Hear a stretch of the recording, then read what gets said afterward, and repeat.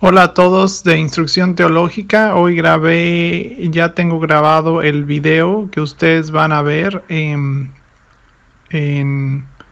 aquí. El tema es bastante extenso. Es uno de los temas probablemente más grandes. Recordemos que 225 mandamientos de los 613 contenidos en la Torá están relacionados con el servicio del templo, es decir, alrededor de un 40% de todos los mandamientos son relacionados al templo. Entonces es, es un tema que es bastante extenso, y sobre todo cuando nos metemos a los temas del Nuevo Testamento, por ejemplo el libro de Hebreos, el libro Primera de Corintios, algunas referencias de Pablo, lo hace aún más grande, y algunas referencias de Jesús, recuerdo, en cuanto al templo. Entonces, este tema es bastante extenso y estoy tocando solamente la superficie de la importancia del templo, en manera de los puntos que creo yo que son los más importantes en abordar,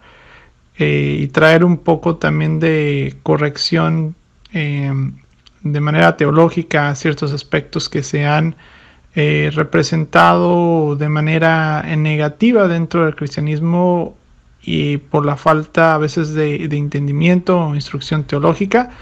Entonces, de esos temas creo que son importantes abordarlos para que tengamos una perspectiva mucho más amplia de lo que es el templo hoy en día y por qué es importante. Entonces espero que sea de bendición para ustedes. Lo subiré más tarde para que lo tengan disponibles. Saludos a todos. Hola a todos quienes nos acompañan del grupo teológico. Le doy un gran agradecimiento al profesor Salomón de darme la oportunidad de estar aquí hoy con ustedes. Y bueno, hoy voy a enseñar la lección sobre la importancia del Templo de Jerusalén para todos ustedes. Y antes que todo, soy Carlos Mendoza. Soy estudiante de Rabino Isaac Shapira desde el 2016. Y bueno, soy parte de Yeshivat Shubu y desde hace ya varios años. Y bueno, en esta presentación les voy a hablar sobre por qué es importante, por la importancia que tiene el Templo de Jerusalén. ¿Okay? Estamos en el año 5781, en el año acabamos de tener el año nuevo judío, estamos en el conteo de ese año, estamos en el 2020 en el año grecorromano. Ok, pues vamos a dar inicio a esta presentación y vamos a establecer, principio que nada, por qué es importante hoy en día en el aspecto profético el templo y cuáles son las partes importantes sobre esto. Y vamos a estar hablando un poco de todo esto. En principio, vamos a ver que el establecimiento aparece en Primera de Crónicas 22, del 9 al 10. Esta es la parte, si ustedes leen esta parte de Crónicas, es donde se establece el pacto con Salomón. Primero con David y luego con Salomón. Entonces dice, pero tendrás un hijo que será un hombre pacífico. Está hablando sobre Salomón. Y yo haré que los países vecinos que sean enemigos lo dejen en paz. Por eso se llamará Salomón. De ahí viene la palabra Shalom. Por eso es Salomón. Durante su reinado yo le daré a Israel paz y tranquilidad. Él será quien me construya un templo y él será para mí como un hijo y yo seré como un padre. Y yo afirmaré para siempre el trono de su reino Israel. Entonces, el reafirmar el trono de la casa de Israel o del rey de Israel tiene que ver con el establecimiento del templo. Y esta es la promesa que se le hizo al rey David en el pacto que se hizo con David y luego con Salomón. Por eso es importante saber que quien estableció el templo no fue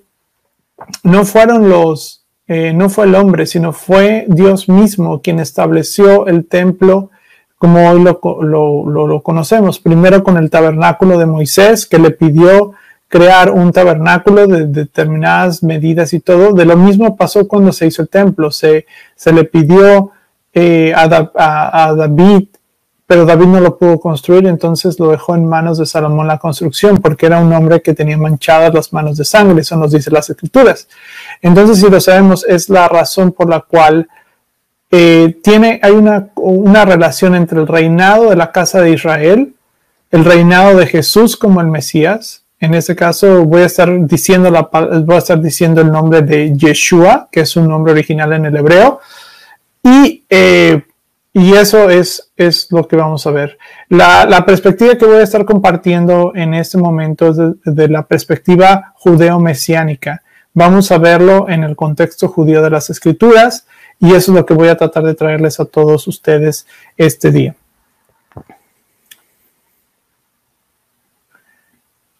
En 2 de Crónicas 7, 13 al 16 dice: he escuchado tu oración y he escogido este templo para que en él se me ofrezcan sacrificios. ¿Okay? ¿Quién ha escuchado la oración? Es Dios mismo, Hashem mismo. Cuando yo cierre los cielos, dice, cuando yo cierre los cielos para que no llueve, o le ordene la langosta que devore la tierra, o que envíe peste sobre mi pueblo, si mi pueblo que lleva mi nombre y se humilla y ora y me busca y abandona su mala conducta, yo escucharé desde el cielo, perdonaré el pecado y restauraré su tierra, mantendré abiertos mis ojos y tendré atentos mis oídos de sus oraciones que se eleve en este lugar. Desde ahora y para siempre escojo y consagro el templo para habitar en él. Entonces, ¿qué significa esto? Si ustedes leen esta parte de 2 de Crónicas 7, si ustedes saben esta parte de 2 de Crónicas 7, es muy importante que ustedes comprendan la importancia que tiene este pasaje, porque en este pasaje es cuando la Shekinah, que es como se le dice en el hebreo, la presencia de Dios, llega al templo de la misma manera que pasó en Éxodo, y entonces llega y se aposenta sobre todo esto, y entonces es lo que ocurre. Es un milagro, y por 7 días la gente no puede entrar ahí, ¿ok? Esto es lo que pasa en 2 de Crónicas del 7, del 13 al 16. Ahora, como llega su presencia tan fuerte durante 7 días, eso es un paralelo a lo que pasa en Éxodo, y esto es lo que le dice después de que la presencia de Salomón llegue. Dice: mantendré abiertos mis ojos, atentos mis oídos a las oraciones que me lleven a este lugar. Dice: y escojo de hoy para siempre. Este es el lugar que ha escogido Hashem, Dios, para esto. Para esto. Hashem es la manera de decirle el Señor. El Señor o mi Dios también se le dice Adonai en el hebreo.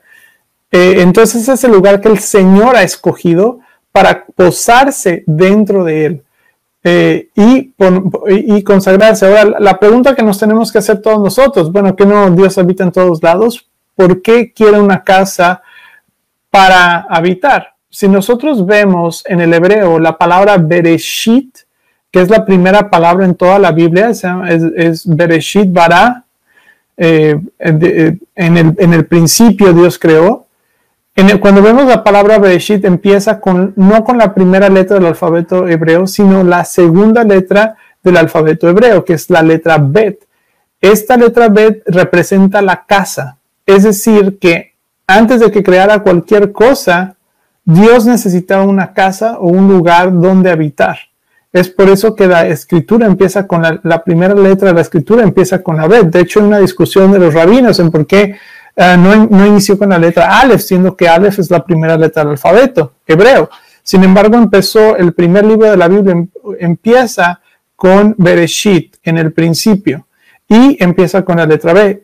Lo vemos desde los primeros capítulos, que Dios establece el querer establecer una casa donde Él pueda habitar con nosotros. Y el templo es la representación del trono de Hashem en la tierra. Por eso es tan importante que el reinado está ligado a esto. Por eso decimos el templo. Ahora, Él escogió un lugar muy específico, porque el tabernáculo se estuvo moviendo de un lugar a otro hasta 42 veces, pero se terminó dejando en Shiloh. Y después de Shiloh, cuando David reunifica el templo y Salomón construye el templo, se mueven las cosas, el tabernáculo deja de funcionar en Shiloh y se mueve todo el servicio del templo y se hace esta inauguración en Crónicas 7. Entonces, en cuanto al contexto, eso es lo que pasa. Ahora, vamos a seguir un poquito más adelante. Y este es el lugar donde ¿cómo sabemos que Dios puso su nombre en él? ¿Ok? Lo que ustedes están viendo en la pantalla es un mapa tipográfico de la ciudad de Jerusalén. Si ustedes pueden ver, hay tres, lo voy a poner ahí.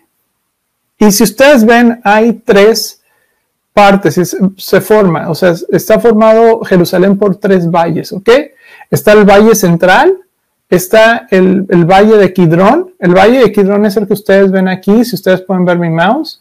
Este es el valle de Kidrón, este es el valle que separa donde está el templo sagrado y donde está el monte de los olivos en esta parte.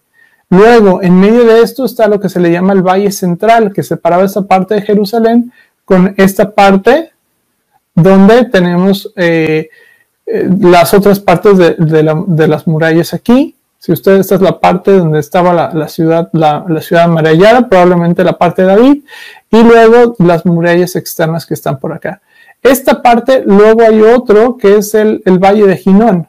Entonces hay tres valles en esta parte, en el mapa tipográfico, y estos tres valles, si ustedes lo ven, forman una letra hebrea.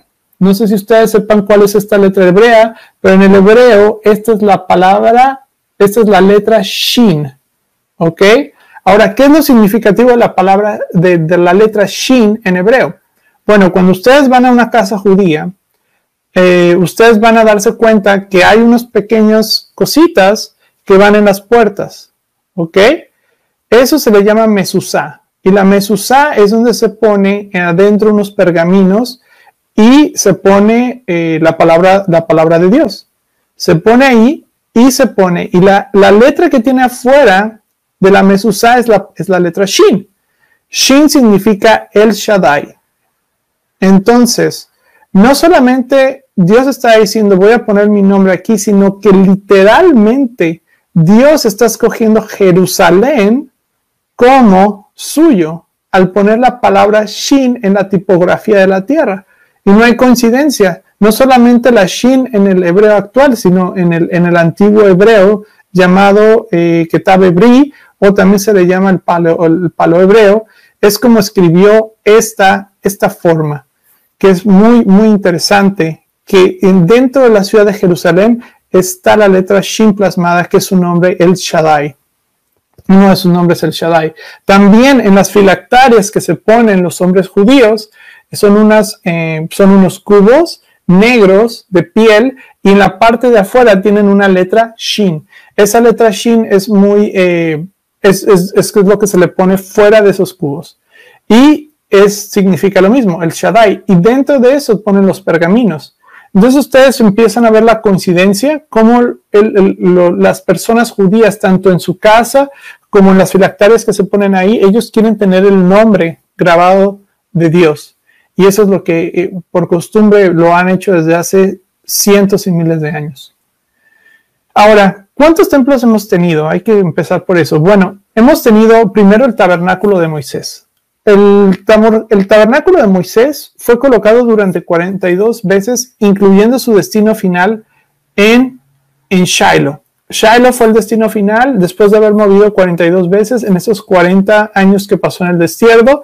Cuando llegan a la tierra prometida, se decide instalar Shiloh. Shiloh queda en la parte norte de Israel, en el territorio de llamado Shomron en hebreo, o Samaria, y en la parte es donde se deja el tabernáculo ahí establecido. De hecho, la gente que ha ido a esa parte donde estuvo el tabernáculo, todavía se puede ver los pedazos de alfarería rotos en el suelo, porque cuando se utilizaba o se hacía una ofrenda en el templo, nos dice la Torah que eso se tienen que romper. Entonces la costumbre es que si era de barro, que no era metálico, y se traía una ofrenda, entonces se rompía eso. Entonces es muy importante saber este tipo de cosas.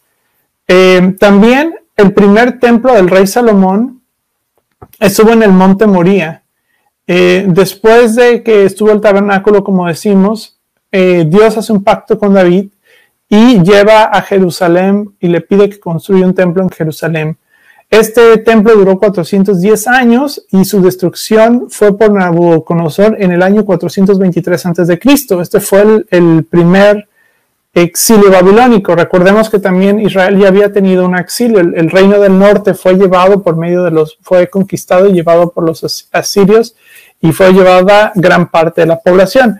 Mucha gente cree que se llevaron a todas las personas de las 10 mal llamadas 10 tribus perdidas, que realmente nunca estuvieron perdidas, ya que hubo personas del templo del reino del norte que siguieron habitando en los territorios de Judea cuando hubo esta guerra.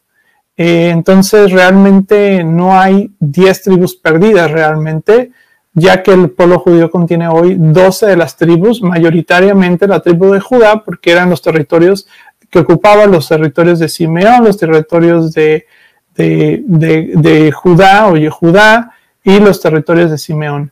Y luego, después del exilio babilónico, regresan con Ezra y Nehemías, establecen lo que sería el segundo templo y lo termina el rey Herodes en el año 19 y luego es destruido por los romanos en el año 69 con las revueltas judías que empezaron en el año 66.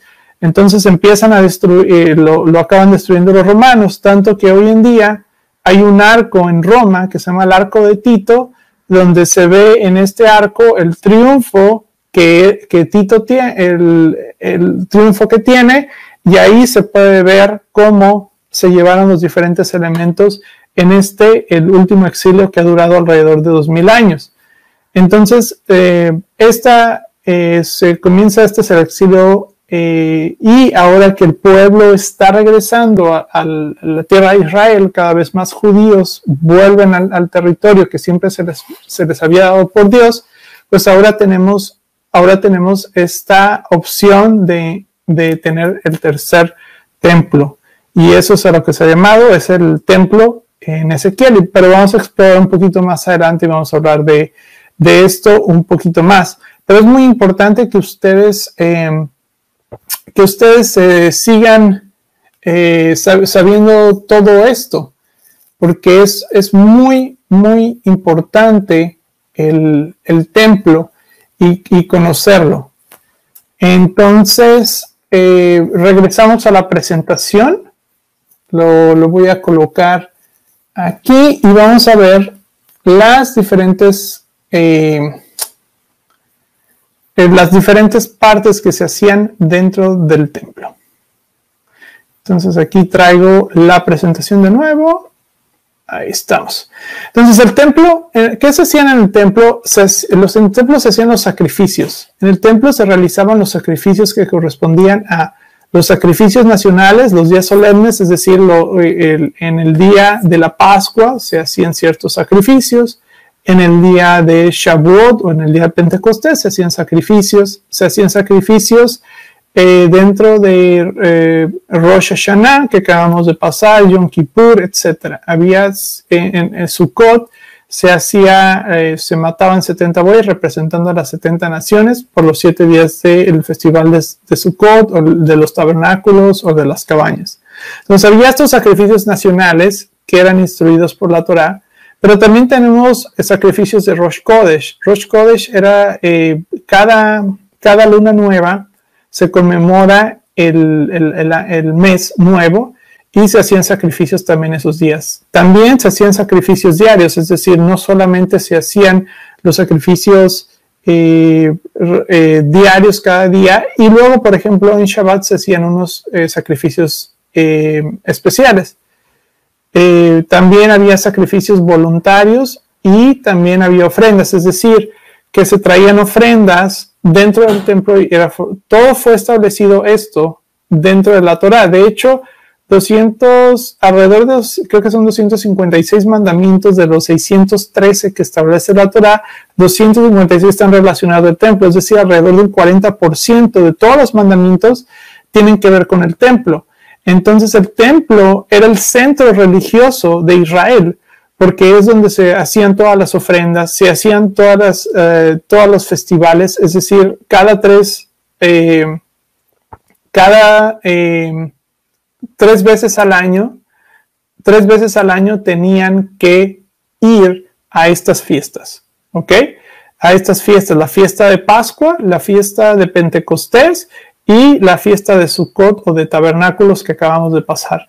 Entonces los hombres tenían que ir a estas 3 fiestas y tenían que hacer un peregrinaje para llevar las ofrendas a Jerusalén. Entonces el centro religioso era Jerusalén porque tenían que hacerlo 3 veces al año, tenían que peregrinar e ir al templo. Dios establece que todos los hombres debían de estar ahí. Entonces era el centro muy importante. Ahora, los sacrificios voluntarios, no todos los sacrificios eran por pecado. Este es un gran error. De hecho, hay 3 tipos principales de sacrificio y solamente uno es de pecado. Es la palabra hatá en el hebreo y solamente eran presentados los de pecado y no todo lo que se ofrecía es de pecado. Desde la perspectiva cristiana, como nos han enseñado, llegamos a pensar que todos los sacrificios eran representaciones de pecado, pero no es verdad. Cuando leemos la Torá en el hebreo, nos damos cuenta que hay estos diferentes sacrificios que se decían y solamente uno de estos tipos de sacrificio era el sacrificio de pecado. Hay, por ejemplo, los sacrificios de elevación, olam, y hay otros tipos de sacrificios también. Hay otros que ni siquiera entran dentro de la categoría de uno o de otro, pero principalmente son 3 tipos de sacrificios que se ofrecían en el templo, más todos los sacrificios que acabo de comentar en sus diferentes categorías. Hay unos que son olam, hay otros que son hatá, hay otros que son diferentes tipos. Entonces, pero era el centro de la vida religiosa. Luego vamos un poquito más adelante. ¿Cómo también el templo, algo que la gente no entiende, pero el templo funcionaba como la corte suprema dentro de Israel? Es decir, que en el templo de Jerusalén se contenía la sala llamada Lishat Hagasit, que es la sala de piedra tallada, y en esta se reunía el completo Sanedrín con 71 ancianos. Estaba una parte del templo, que estaba ahí, y ahí se reunían los 71 ancianos para discutir cuestiones halágicas de Torah, y también era cuando había un caso muy grande dentro. Es como funciona hoy en día las diferentes cortes en nuestros países, dentro de Estados Unidos y otras partes del mundo, donde hay cortes locales. Es decir, que en esta corte no se iba a discutir, por ejemplo, si alguien le robó una vaca a otro o si había que pagar una indemnización o ese tipo de cosas. Las cosas que se traían dentro es como hoy funciona, ¿no? Por ejemplo, si alguien, digamos, que demanda a otra persona, eso se queda dentro de las cortes locales y las cortes locales tienen que resolverla, pero si el caso no se puede resolver, es un caso mucho mayor, se lleva a otra corte, a una instancia, por ejemplo, una corte estatal, y si esto no lo puede resolver, se va de la corte estatal a una corte federal y una corte suprema si no se puede resolver. Hay muchos casos, algunos casos que hay en Estados Unidos donde no se puede definir quién es correcto, quién es no constitucionalmente, entonces se lleva este caso, es un caso constitucional y entonces se tiene que llevar a la Asamblea Suprema. Lo mismo pasaba en Israel. De hecho, lo que le digo a la gente es que, por ejemplo, sabemos por medio de los evangelios que el juicio que tuvo Jesús en su crucifixión no fue correcto, porque si ustedes leen el Mishnah, que es un documento judío, es donde se plasma la ley oral, nos dice que si un Sanedrín condenaba a una persona en un periodo de 7 años a muerte, entonces ese Sanedrín era sangriento. Es decir, que la corte siempre evitaba matar a una persona. Cuando leemos de apedrear en la Biblia, la gente se imagina que había apedreamientos todo el tiempo, pero esa no es la realidad. La realidad era que una persona que, por ejemplo, digamos que había cometido adulterio, bueno, en principio necesitabas 2 testigos, y si era un caso de muerte, como estamos hablando del adulterio, entonces se iban directamente a estos 71 ancianos para decidir si esta persona iba a morir o no iba a morir, y tenían todos que escuchar su testimonio, los testimonios de los testigos, y aparte de todo se tenía que indagar. Realmente el Sanedrín era no letal. Era muy raro que el Sanedrín decidiera matar a una persona por medio de las leyes de Torah, que se hace esto. Mucha gente cree que se la pasaban apedreando a la gente, cuando no es algo verdadero, no es algo real. Al menos no es algo histórico. Entonces sabemos que, por ejemplo, Jesús fue hecho, ¿por qué? Porque nunca se llevó a Jesús a este lugar donde estaba la sala, sino se le llevó a otro lugar en los evangelios, y aparte de todo, solamente se reunía parte del Sanedrín. ¿Por qué? ¿Por qué lo sé? Porque el Sanedrín completo solamente se reunía de día, sobre todo para un caso tan especial, que estaban diciendo que esta persona debía ser asesinada. Entonces, ¿qué es lo que pasa? Llevan a Jesús a otro lugar, son un Sanedrín, parte del Sanedrín o el Sanedrín completo, lo llevan, le dicen, ¿sabes qué? Hay que ejecutarlo, lo declaramos culpable. ¿Y qué hacen? Se lo llevan a los romanos para que lo ejecuten, porque sabían que si se lo llevan a los romanos, lo iban a matar. Entonces, aquí lo que ocurre es que legalmente nunca Jesús fue condenado, Yeshua nunca fue condenado por la ley judía, sino simplemente fue condenado por la ley romana, pero no por la ley judía. Por eso tuvo un juicio injusto totalmente, y nunca fue completo, porque se hubiera llevado en esta sala, en el templo, se hubiera hecho de día, y hubiera tardado días y días y días en decidirse si Jesús era culpable o no. Eso hubiera sido, pero en cambio de eso se lo llevan a Caifás, y hacen todo esto que no es legal dentro de la ley judía. Y eso quiero que lo tengan también ustedes en cuenta. Entonces, no solamente el templo era el lugar religioso y espiritual de la vida judía, sino también era la Corte Suprema, donde la Corte Suprema del país se reunía para decidir las leyes y cómo aplicar las leyes y todo esto, y donde se discutían las leyes. Era gente muy preparada, estos 71 ancianos. Esto se estableció en el libro de Éxodo también. ¿Ok? Entonces, el templo es una casa de oración para todas las naciones. Mucha gente cree que el templo es solamente de beneficio, solamente es para los judíos, cuando no es verdad. De hecho, en Isaías nos dice: los llevaré a mi monte santo, los llenaré de alegría en mi casa de oración, y aceptaré los holocaustos y sacrificios que ofrezcan sobre mi altar. ¿Ok? Sobre mi altar. Y dice: porque mi casa será llamada casa de oración para todos los pueblos, o todas las naciones.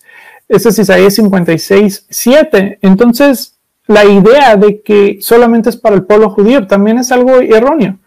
El establecimiento de la casa es para que todas las personas de cualquier religión puedan venir al templo y puedan ofrecer una alabanza, un sacrificio, una oración, cualquier cosa que la gente quiera. El templo no distingue entre si uno es judío o no es judío. Ahora, sí hay ciertas reglas en donde un judío puede entrar y donde los gentiles pueden entrar, y hay ciertos lugares que solamente los kohanim pueden entrar. Sí hay ciertos lugares dentro del templo donde inclusive un judío, aunque sea judío, pero no es de los kohanim, que no es de los sacerdotes, no podría entrar, porque solamente hay lugares dentro del templo que eran solamente por los sacerdotes, y hay lugares que solamente el sacerdote supremo podía entrar. Pero fuera de eso, cualquier persona podía ofrecer uno. De hecho, en el tiempo de Simón Hasadik, cuando fue conquistado por Alejandro Magno, Simón Hasadik, que era el sacerdote supremo en ese tiempo, le hace un pacto con Alejandro Magno para que tome Jerusalén por la paz y no lo destruya. Hace un pacto con él y dice que una de las cosas que tenía que hacer era ofrecer un sacrificio dentro del templo, y Alejandro Magno lo hace. Esa fue una de las cosas que se habló para que él pudiera tomar la ciudad de Jerusalén. Entonces, sí, si Alejandro Magno, que era un pagano que creía en otros dioses, podía llegar a ofrecer dentro del templo, Y eso es algo porque es una casa para todas las naciones, donde no hay distinciones realmente. Quien quiera alabar a Dios, no importa de dónde venga, puede encontrarlo ahí. Entonces esto es muy importante, que se estableció para las naciones, no solamente para el pueblo de Israel. Ahora, en Daniel 6 al 10, hay un pasaje muy importante y que me gustaría hablar con todos ustedes. Dice, cuando Daniel se enteró de la publicación del decreto, se fue a su casa y se subió a su dormitorio, cuyas ventanas abrían en dirección a Jerusalén.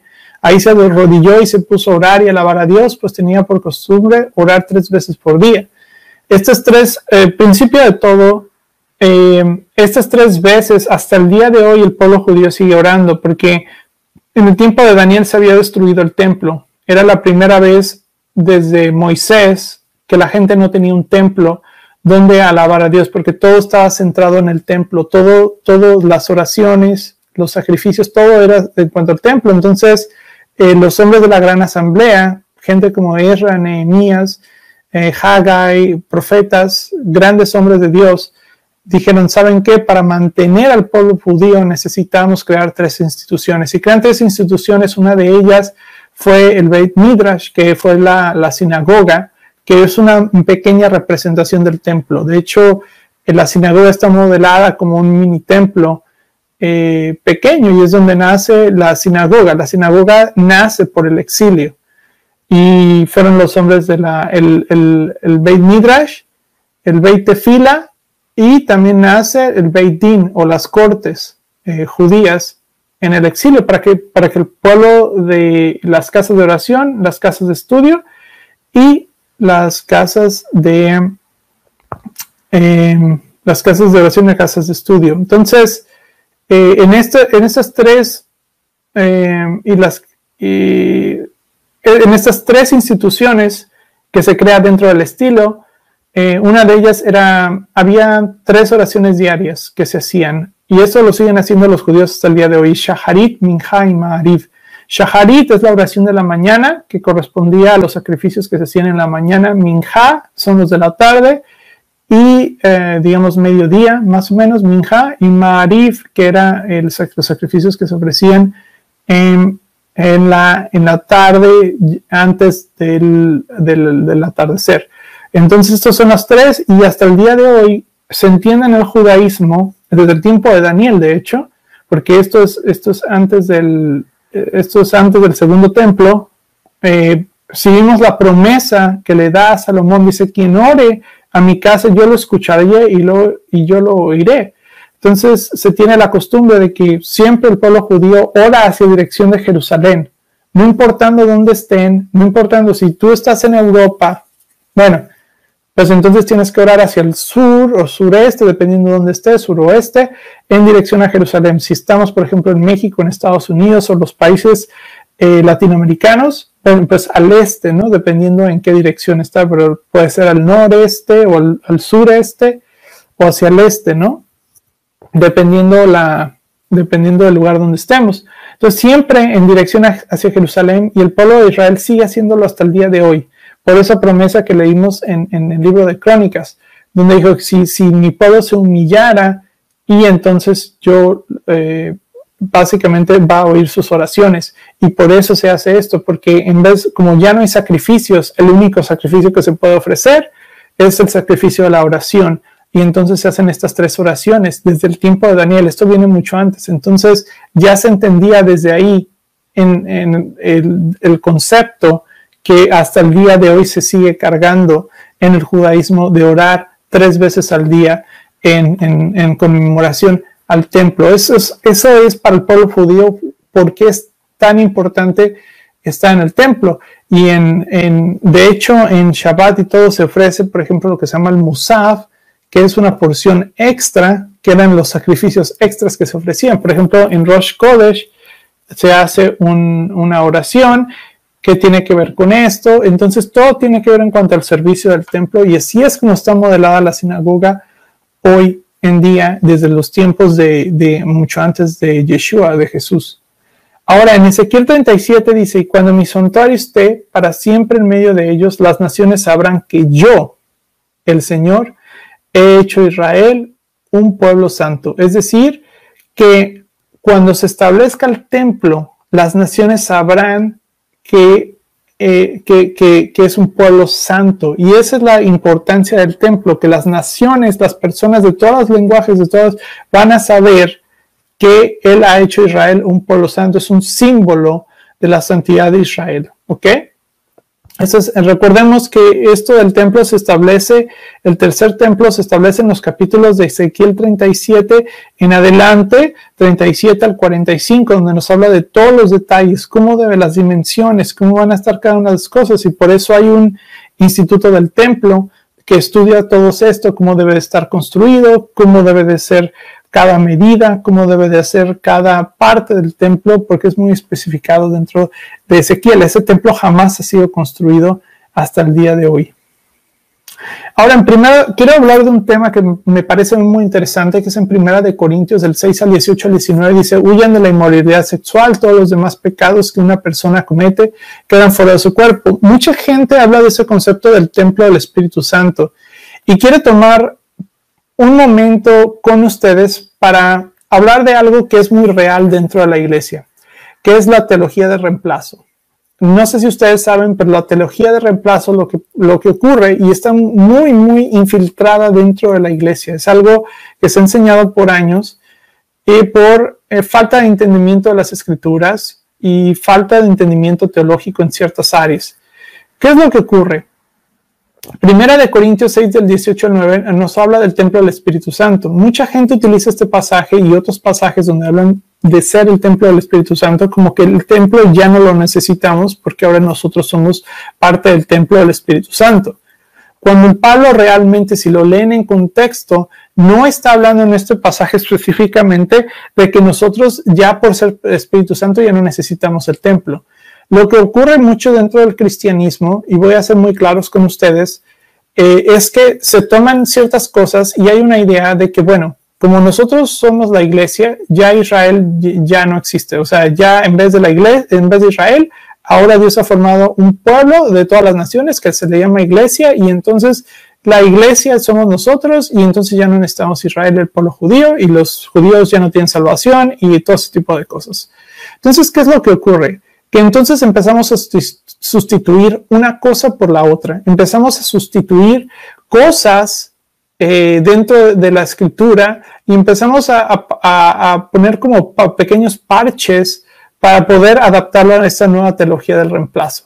Y eso es lo que pasa mucho, como mucha gente dice, bueno, es que ya no es necesario esos templos, los sacrificios ya pasaron y todo, cuando en realidad Ezequiel, si ustedes leen en el contexto profético, van a haber sacrificios de nuevo en el templo. Ojo, también es importante saber que no todos los sacrificios son, como lo expliqué anteriormente, no todos los sacrificios son de pecado, ¿ok? No todos los sacrificios son de pecado.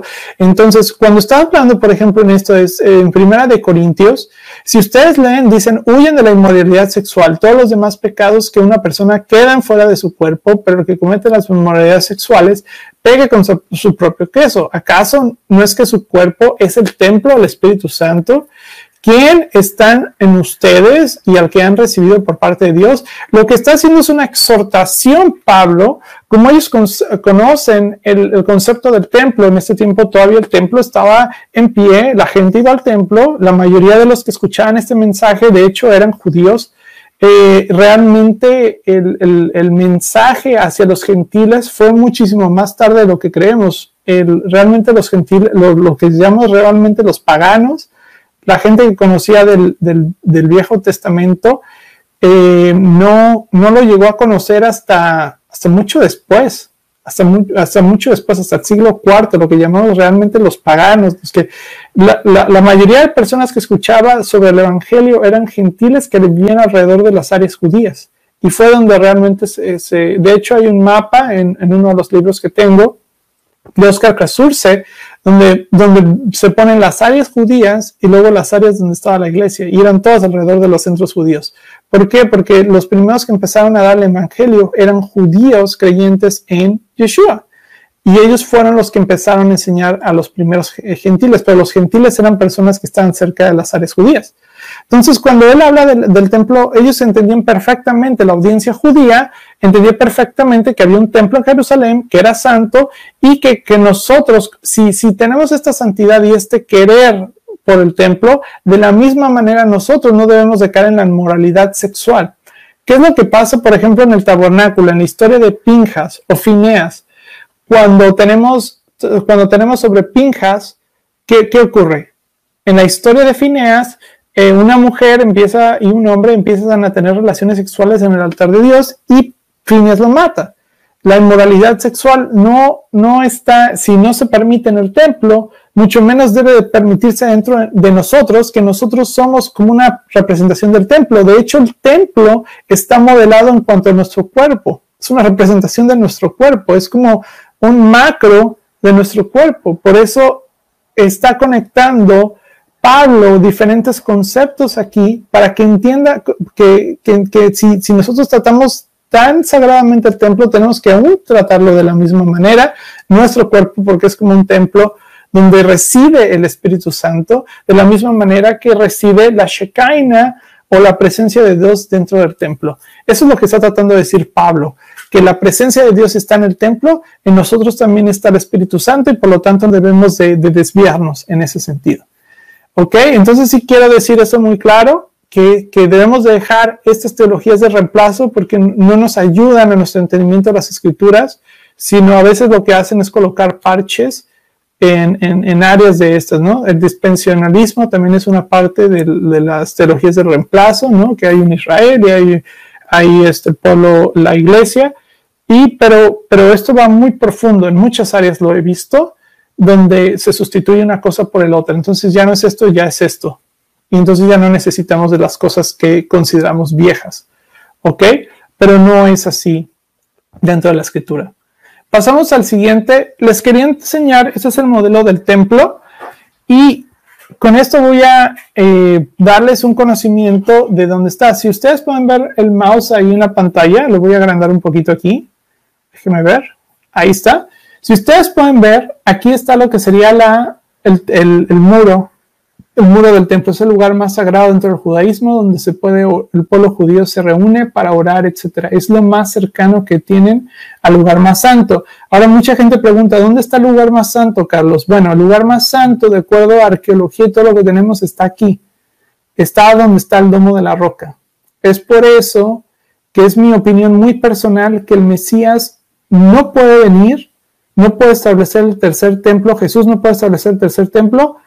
¿Por qué? Porque tenemos esta de la roca aquí. O sea, no hay muchos grupos que piden dinero y todo esto para establecer el tercer templo, pero ¿cómo lo estableces? Tú quitas esta mezquita y mañana es la Tercera Guerra Mundial. Eso es lo que va a pasar. Entonces, es bien importante que sepamos que esta parte está aquí y que no hay dinero, trillones y trillones, aunque tengas trillones de los trillones, los musulmanes nunca te van a permitir. De hecho, no se permite por ningún motivo orar en esta área a ninguna persona que no sea musulmana. Es decir, que si tú vas ahí y tienes la intención de ir a hacer algunas oraciones y todo, está prohibido. De hecho, a los judíos que ven solamente moviendo sus labios, automáticamente la policía israelí los remueve de ahí, no se les permite orar. Y la única parte que se puede orar es en esta parte donde está el muro de los lamentos. Y en esta parte, si ustedes ven, es donde estaba, toda esta parte es donde estaba el templo sagrado en algún tiempo. Y aquí también hay una mezquita. También no se permiten hacer excavaciones en ninguna de estas áreas. Y, por ejemplo, aquí si ustedes ven, esta es la puerta donde se le llama la puerta dorada, donde está sellada. Los musulmanes lo cerraron aquí para que el Mesías no entrara. Y entonces aquí es donde vemos que está el Valle de Kidrón y del otro lado está lo que sería el Monte de los Olivos. ¿Ok? Donde yo pienso que crucificaron a Jesús en esta parte, en el Monte de los Olivos.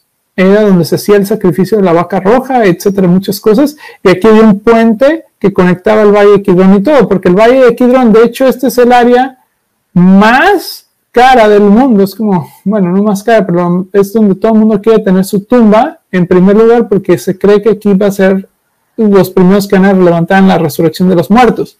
Entonces, un área, hay muchísimas tumbas muy famosas en esta área, y es muy caro tener una tumba, porque desde hace siglos, tanto musulmanes como judíos han colocado tumbas en esta área. Y luego, si ustedes ven todo esto, ahora, ¿qué les voy a decir sobre el tercer templo? No hay dinero humano, no hay dinero, tú puedes tener los trillones de los trillones de los trillones y no puedes quitar esto. ¿Cuál es esto? Esta es mi opinión personal. Creo que el tercer templo solamente lo puede construir el Mesías, es decir, solamente lo puede construir Jesús de nuevo. ¿Por qué? Porque tienes esta mezquita aquí. Ahora, yo pienso que Yeshua en su segunda venida como Mesías, hijo de David, va a venir, él vino ya como Mesías, hijo de José, ahora viene viene totalmente en otro modo diferente, que es en el Mesías, hijo de David, viene a vengar al pueblo de Israel y viene a hacer juicio contra las naciones. Entonces, ¿qué es lo que va a ocurrir? Como David usó un patrón, ¿qué es lo que hizo David? David unificó al pueblo, venció a los enemigos de Israel y luego construyó en el templo, que no lo construyó realmente, sino fue Salomón. Creo que si lo hubiera construido David, hubiera sido Mashiach. ¿Ok? Pero no lo construyó. De la misma manera, si Moisés hubiera cruzado la tierra prometida, yo creo que hubiera sido Mesías. Por eso Dios no lo permitió cruzar. Entonces, el único que puede completar esto es Jesús, si viene, tendrá que unificar a Israel, es decir, traer a todos los exiliados de nuevo a la casa de Israel. Tendrá que traer a los exiliados. Después tendrá que derrotar a Gog y Magog, que Gog y Magog la gente piensa que es Turquía y Rusia y todo eso, son las fuerzas de impuridad dentro del mundo que pertenecen a la Clipá. Estos son dos entidades que viven dentro del mundo y que van a hacer guerra en contra de Israel. Entonces mucha gente está viendo, bueno, ¿será Turquía, será Rusia, son dos fuerzas de impuridad? Y bueno, ese es un tema para más adelante, pero el Mesías tiene que derrotar, si es realmente el Mesías, tiene que derrotar, o sea, Jesús tendría que derrotar las fuerzas de Gog y Magog, que se van a juntar en contra de Israel, y a fin de cuentas, el Mesías tiene que construir el templo de Dios. Por eso pienso que el tercer templo, mucha gente está pensando que, bueno, que va a venir el anticristo y que va a hacer cosas en el templo, y por eso hay muchos evangélicos poniendo grandes cantidades de dinero en eso, porque ellos piensan que si se construye el templo va a venir el anticristo y entonces va a venir Jesús. Pero esto no es el patrón que siguió David. Entonces, en mi opinión, aparte que no se necesita un templo para iniciar los sacrificios, es lo que mucha gente no entiende. Con que el altar esté puesto en el tiempo de Ezra y Nehemías, solamente se tenía un altar en lo que se construía un templo. Entonces, si tú tienes un altar, se pone y está consagrado, tienes la vaca roja, etcétera. Yo creo que uno de los puntos proféticos más importantes es la vaca roja. Si se tiene eso, entonces se puede construir. Pero es sumamente importante el templo para los últimos días. Y es donde, si ustedes leen el capítulo de Ezequiel, del 40 al 45, establece todo eso y dice que el nazi o el príncipe va a ofrecer sacrificios. Entonces, esta idea también de que no van a haber sacrificios, que todo va a ser shalala y todo ese tipo de cosas. No, el Mesías tiene que venir a establecer la Torah completamente, de pe a pa. Y tiene que enseñar, no solamente enseñar al pueblo el significado más profundo de la Torah, que es la Torah de Mashiach, o sea, es el quinto nivel, más allá del que hemos estudiado. Entonces, ese es el rol del Mesías realmente, es enseñar al mundo la Torah. No es abolir la Torah. Jesús dijo en Mateo 5:17, no vengo a abolir la Torah, sino darle cumplimiento. ¿Y qué significa darle cumplimiento? No es nada más darle cumplimiento para ser abolida, sino darle cumplimiento es enseñar la profundidad de la Torah, darle el cumplimiento adecuado a lo que estableció Dios en el mundo. Eso es darle el cumplimiento. Y luego dice que si tú le enseñas, ¿qué dice? Si no le enseñas a la gente, ¿qué va a ocurrir? ¿No? Vas a ser menor en el reino, ¿no? Si le enseñas a violar a esta gente, no dice no vas a tener salvación ni nada de eso, simplemente dice, bueno, vas a ser menos en el reino, ¿Por qué? Porque no enseñaste los preceptos de la Torah. Por eso es tan importante que nosotros también comprendamos los 5 libros de Moisés. La Torah es el fundamento de todo lo demás. Y bueno, finalmente, en Apocalipsis del 21, 1 al 4, dice: después vi un cielo nuevo y una tierra nueva, porque el primer cielo y la primera tierra habían dejado de existir, lo mismo que el mar. Vi una ciudad santa. Este capítulo de Apocalipsis mucha gente lo utiliza para decir, bueno, también, ¿para qué piensan que el tercer templo como va a ser destruido o va a ser violado por el anticristo y va a tratar de hacerle cosas? Entonces lo que mucha gente utiliza es utilizar este pasaje para decir, mira, ya no estamos templo porque esto es lo que dice, que va a venir la Jerusalén del nuevo templo, etc. Si ustedes siguen Apocalipsis cronológicamente, ustedes se van a dar que esta parte donde baja la nueva Jerusalén pasa después del milenio y después de que el Satán o el enemigo lo meten a la cueva y todo este tipo de cosas, es cuando viene la nueva Jerusalén. ¿Por qué viene después de esto? Y dice que de nuevo el cielo nuevo y la tierra nueva, esto va a pasar después de los 1000 años de reinado de Jesús en la tierra, y entonces va a venir la nueva Jerusalén. Y va a venir en un nuevo día. En el judaísmo hay un concepto donde, por ejemplo, tienes el número 7, ese número de completación en perfección. Ahorita estamos, digámoslo proféticamente, en el día 6. O sea, estamos esperando el día 7, que sería el reinado de los 1000 años de Jesucristo en la tierra. ¿Ok? Entonces estamos esperando ese día 7. El día 8, por eso la circuncisión se hacía en el día 8, porque significa un nuevo comienzo. El 8 está conectado con la letra Het en el hebreo, lo que es una puerta, es decir, va a haber un nuevo comienzo. Y eso es lo que va a pasar cronológicamente. Una de las cosas que nos dice Apocalipsis es que va a venir un reinado, va a haber un Shabbat, por eso va a haber 1000 años de paz y de reinado de paz. Se va a desatar y va a haber otra guerra contra Gog y Magog o lo que pase, y después de hecho va a venir la nueva Jerusalén y va a venir de los cielos y va a venir, pero todas las promesas siempre son en la tierra, ¿ok? Y la nueva Jerusalén va a venir, pero eso no quiere decir que no va a haber un templo en ese reinado de los 1000 años y que las naciones, porque también nos dice Isaías 66 que quien no venga a alabar al Señor en la casa de Dios y todo esto, no va a haber lluvia. Entonces las naciones van a tener que ir a postrarse delante del Señor, y quien no obedezca, quien no lo haga, no va a recibir lluvia. Entonces por eso es tan importante el tema del templo, y solamente estoy tocando algo minúsculo en cuanto al tema del templo, pero ojalá y esto sea de gran y convencerlo, y que ustedes se convenzcan de esta importancia que hoy no es solamente para nosotros. Ahora Jesús, que es nuestro último sacrificio, ese sacrificio por pecados, en su muerte ponemos, vienen los perdones de los pecados, pero mucha gente dice, bueno, es que ya nos estamos, ya templos, ya no se necesitan, y luego se habla sobre el libro de Hebreos, ¿no? En muchas ocasiones.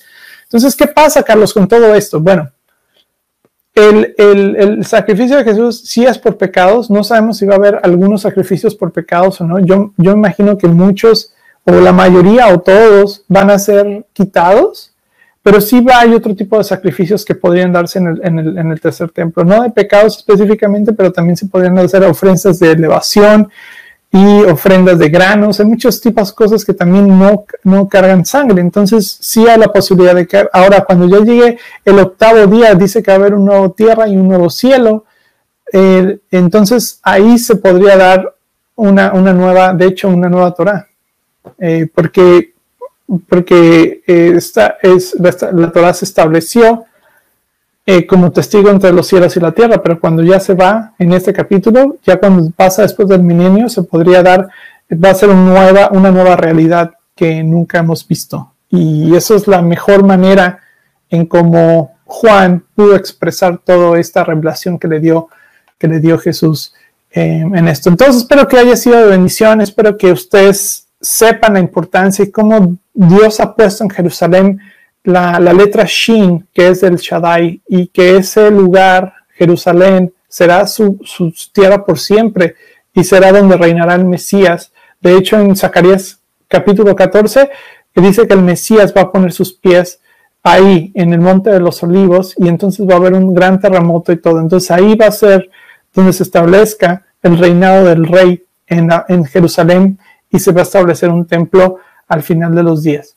Entonces espero que esto haya sido de bendición. Los bendigo a todos. Cualquier duda que ustedes tengan, por favor contáctenme. Estoy para ayudarles, estoy para resolver cualquier pregunta y espero que esto haya sido de bendición. Ahora, algo que les quiero comentar que no comenté es que el día más triste, uno de los días más tristes dentro del calendario judío, sino el más triste, es el 9 de Av.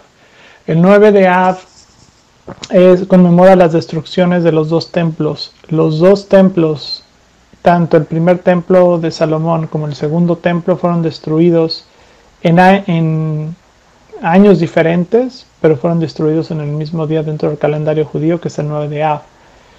Entonces es uno de los días más tristes dentro del judaísmo y por eso es tan importante el templo. Al estar Israel en el exilio y nosotros teniendo la idea de que Jesús es nuestro caparot, es nuestra cobertura, hemos olvidado la importancia del templo. El pacto de Israel se reafirma con el templo. Por eso dice que aunque estén nomás lejos y ustedes oren hacia Jerusalén, yo oiré sus plegarias, porque como lo dije, dentro de Jerusalén está la letra Shin, que es del Shaddai, que está marcada dentro de Jerusalén. Es ahí donde en el templo del monte es donde se ofreció a Isaac como prueba, como sacrificio. Y es ahí donde tenemos una de las máximas promesas de la venida de Jesús. También creo yo que Jesús murió en el Monte de los Olivos. Esto fue en Jerusalén, esto fue en posición directa al templo.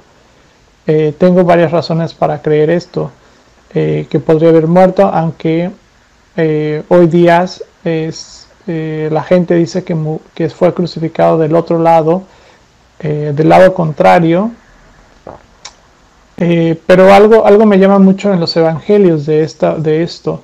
Cuando Jesús fue crucificado, tenemos la referencia que hubo un terremoto y una de las piedras rompió el velo del templo. ¿Cómo podrían las personas saber esto? Bueno, si estás en el Monte de los Olivos, estás viendo directamente de frente a la puerta del templo. Entonces, si hay un gran terremoto y ves cómo cae una de esas piedras, podrías ver cómo se rompería el velo o cómo se romperían las puertas. O sea, podrías ver todo eso. Y eso para mí es un testigo ocular muy importante de que algunos de los discípulos que estaban ahí, como Juan, pudieron ver este evento. Tendrías que estar en el Monte de los Olivos, porque si hay un terremoto y estás del lado contrario, no podrías ver la puerta, lo cual para mí es un punto muy importante. Además que la vaca roja se hacía en el templo, la ceremonia se hacía en el Templo de los Olivos y se construyó un puente para no tocar todo el lugar donde estaban las tumbas. Entonces es un lugar impresionante, Jerusalén, y es donde va a reinar el rey. Sin templo no hay reinado, sin templo no hay corte suprema, sin templo no hay no se puede ejecutar la Torah perfectamente, porque no hay corte suprema, no hay Sanedrín, no hay nada. Entonces es muy importante que sepamos que el pacto está condicionado, o parte del pacto es condicionar el templo, y nosotros somos los que tenemos que establecer el templo. Todos nosotros somos los que tenemos que establecer el templo. Primero, establecer el templo del Espíritu Santo nosotros mismos, y cuando este esté hecho, nosotros vamos a poder construir un templo físico para alabar a Dios.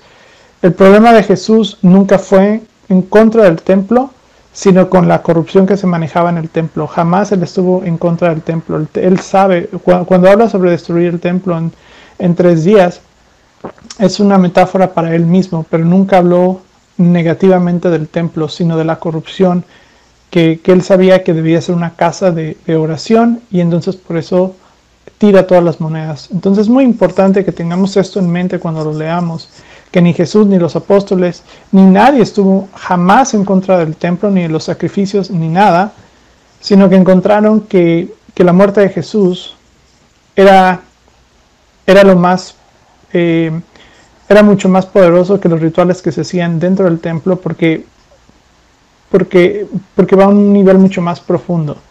Pero eso no quiere decir que los sacrificios estén terminados o que ya nunca se van a hacer sacrificios o que ya nunca se van a hacer ofrendas en el templo o que el templo esté mal.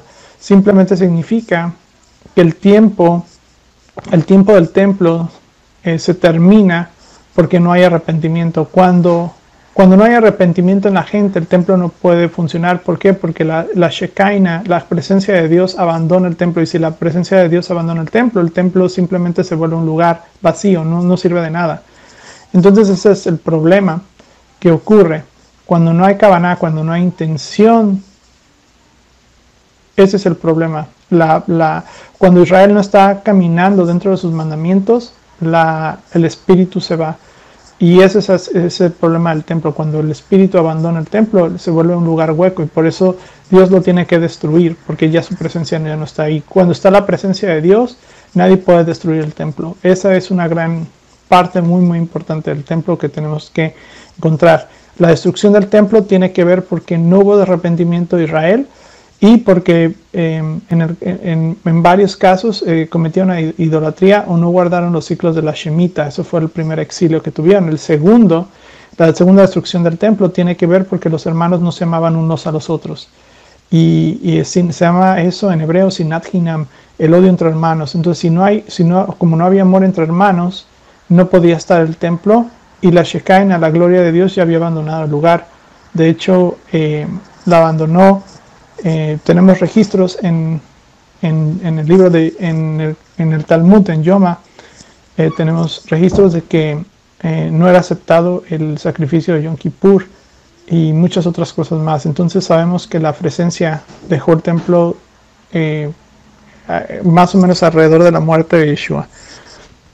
Y eso es lo que pasó. Porque si vemos en Crónicas, en Éxodo, la presencia de Dios era tan fuerte, la Shekinah era tan fuerte que ni siquiera pudieron entrar por 7 días. Era una presencia impresionante. Eso es lo que pasaba en el templo. Era eléctrico cuando tú entrabas. Era algo muy especial. Era un momento hermoso donde tú podías alabar al Dios con todos los hermanos, con gente de todas partes del mundo, y podían hablar al unísono y podían alabar a Dios y cantar salmos y canciones y utilizar flautas, panderos y hacer todos los sacrificios. Era un lugar santo, era un lugar especial.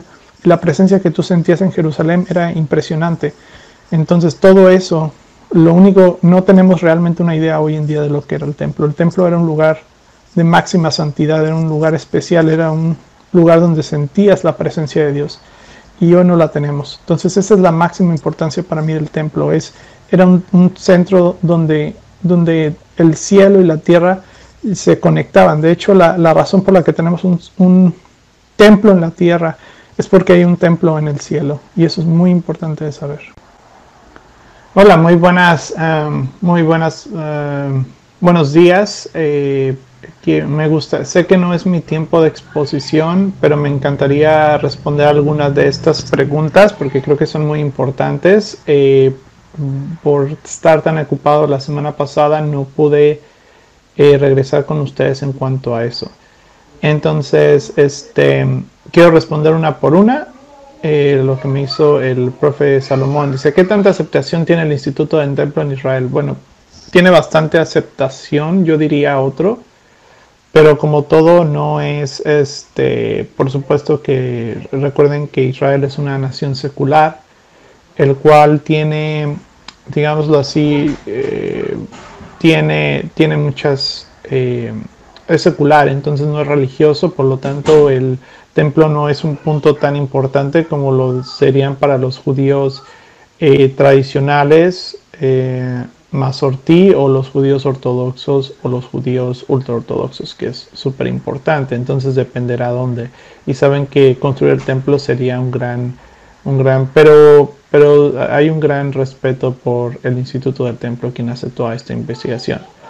Número 2. ¿Qué opinión tienes sobre los sacrificios que se hicieron en Pesach, Pascua, hace 2 años? Es erróneo, es teológicamente inaceptable. y es un lugar donde no se podía. De hecho, quienes lo hicieron fueron los gentiles. Lo vi y me pareció perturbador. Y no solamente eso, la persona que hizo ese sacrificio lo ha hecho en varias ocasiones en el mismo lugar, en el Monte de los Olivos. No se debe, por eso los judíos no lo hicieron, porque saben los judíos que el único lugar donde se puede hacer un sacrificio es el sacrificio dentro del templo por un levita y una persona. Por eso dejaron que lo hicieran gentiles, pero de todas maneras creo que es una confrontación al orden y el reinado de Dios. Esa es mi opinión en cuanto a eso. Se me hace una cuestión terrible. Número 3. ¿Qué seguridad hay que los sacerdotes que están seleccionados pertenecen a la tribu de Leví? Esta es una excelente pregunta. No solamente que son de la tribu de Leví, pero son Kohanim, porque recuerden que no todos eran sacerdotes dentro de la tribu de Leví, solamente los descendientes de Aarón. Entonces, ¿qué seguridad? Pues hay bastante seguridad de que es así. ¿Por qué? Porque ahora se encontró un gen, en el genoma humano se encontró un gen que solamente son portadores de los Kohanim. Esto lo tuvieron hicieron diferentes pruebas a personas que son descendientes o que dicen decir que son descendientes de los levitas por medio de tradición oral, y se dieron cuenta que hay un genoma hay un gen que solamente carga en la línea patriarcal todos los que son los que dicen ser sacerdotes. Entonces por eso han reconocido esto. Entonces hay, por ejemplo, si ustedes conocen a Rico Cortés, él se hizo una prueba genética y él carga en su parte patriarcal, carga ese genoma. A pesar de que él es no judío, quiere decir que en algún punto sus ancestros fueron no solamente judíos, sino que fueron sacerdotes de la línea de Leví. Entonces, con las pruebas genéticas tenemos una certitud muy grande. Ahora también esto ha hecho que algunas personas que tienen apellidos Leví o Cohen o dicen ser descendientes, se descubrió que el 70% de esas personas son legítimamente sacerdotes, y creo que hay un 30 personas donde se vio que realmente no cargan ese genoma. Es decir, que en su mayoría todos los que se dicen ser de la tribu de Leví son realmente levitas y sacerdotes. Número 4. En la aparición del Arca de la Alianza, ¿es una probabilidad? Sí podría ser, porque cuando fue la destrucción del templo, pusieron ahí, hay un rabino, como en 1980, 1970, 1980, estuvo estudiando bastante este aspecto. El Instituto del Templo puso hace poco una publicación donde él cree que probablemente está debajo del templo y que podrían haberlo guardado los levitas antes de la destrucción. Entonces, el problema de hoy en día es que no se puede escarbar en nada que sea puesto en el templo. Nada se puede excavar, pero lo más cerca que han excavado cerca del templo se han encontrado cosas muy importantes, como los sellos de Sekhaya. Se han encontrado muchas cosas que son de valor arqueológico invaluable cerca del templo. Entonces, pero los árabes que tienen en control hoy el templo del monte no permiten ninguna excavación arqueológica que sea cercana al templo del monte. Entonces es por eso la razón pero sí hay una posibilidad de que pudiera aparecer, pero no es 100% probable. Ahora, número 5, excelente pregunta. ¿Qué entendimiento tienen los judíos sobre el por qué vino la destrucción del templo en el año 70? Ok. El primer templo se destruyó, como sabemos, por los profetas, Jeremías, todos ellos. Que la primera destrucción del templo fue específicamente por dos cosas: por la idolatría y porque el pueblo de Israel no hizo el ciclo de las Shemitas y lo olvidó. Entonces, al no ser los ciclos de los Shemitas, Dios los despoja de ese lugar. ¿Ok? Regresan después de 70 años porque pagaron el ciclo de 10 Shemitas, básicamente, que no observaron. En el exilio regresan y construyen el templo, que todo empezó, como había dicho, en un altar. No empezó como templo, se empieza el altar, y después se empieza a construir todo esto. ¿Qué entendimiento? ¿Por qué vino la destrucción del templo? En el año 70 específicamente, a diferencia del primer templo, El templo fue destruido por lo que dicen los rabinos como Sinat Hinam. Es el odio entre hermanos. Este es el principal problema, porque no había amor entre el pueblo judío y otros. Hay una historia dentro del Talmud y donde nos dice que había una persona que la mataron en el templo y las personas están mucho más, ¿cómo decirlo así? Estaban más interesadas estas personas en que las vasijas del templo no fueran, la sangre las tocara y por tanto fueran impuras, que ayudar a la persona que la habían acuchillado o que le habían hecho esto. Entonces la gente está más interesando por las vasijas, básicamente la puridad de las vasijas, que por la persona. Entonces esto resuelve la pregunta de decir, bueno, ¿qué fue? Es que no había, y los sabios todos nos indican, hay varias historias en el Talmud y todo, que no había amor entre hermanos, y esta fue la principal razón por la que sucedió esto. Y de hecho cuando muere Yeshua o Jesús en el año más o menos en el año 30, de ahí fueron 40 años, y nos dice también el Talmud en el Tratado de Yoma que el sacrificio de Yom Kippur no fue recibido por Hashem, porque la cabra que utilizaban siempre se tornaba de color roja, le ponían un pequeño hilo rojo a la cabra, y cuando se hacía el sacrificio se tornaba automáticamente blanco, es decir que era un milagro que sucedía en el templo, y siempre ocurrió en el templo hasta el año, más o menos en el año 30, donde ellos no saben por qué, pero dejó la cabra, el hilo que tenía la cabra, se empezó a volver de rojo y nunca se cambió de color, se quedó en rojo. Eso nos dicen los sabios que es una señal de que el sacrificio de Yom Kippur no fue aceptado. ¿Qué pasó en el año 30? Pues sabemos que murió Yeshua, murió Jesús, y eso parece como una coincidencia, pero no lo es. No empezó a aceptar. ¿Por qué? Porque no había arrepentimiento y porque no había amor entre hermanos. Entonces es súper importante saber que esa fue la destrucción del templo, y por eso el mensaje de Yeshua fue tan importante, tan impactante. Fue un mensaje de amor principalmente porque no había amor entre hermanos, y sabía que la rectificación que debía de haber para que el pueblo realmente se arrepintiera tenía que empezar con el amor, y por eso sus mensajes son específicamente tanto dados al amor y al amor entre hermanos. Saludos, espero que esto sea de bendición para todos.